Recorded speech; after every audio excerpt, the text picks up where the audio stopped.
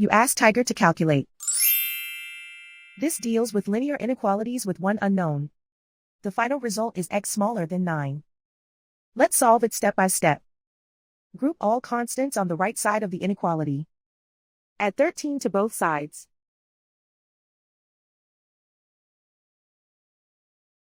Simplify the arithmetic.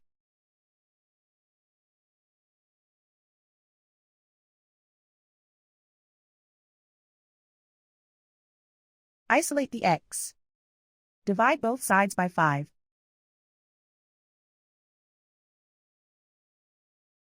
Simplify the fraction.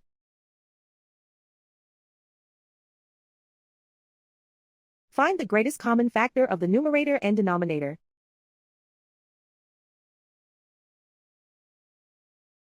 Factor out and cancel the greatest common factor.